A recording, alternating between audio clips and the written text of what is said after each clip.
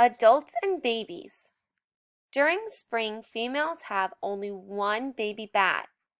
A baby bat is called a pup. Bats are born with their eyes closed. In this photograph, you can see a mommy bat and a baby bat. They look very much alike.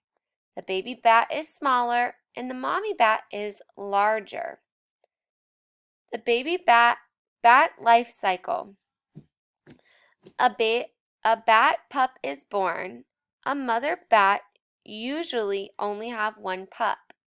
The pups spend time together in a nursery while mothers are hunting.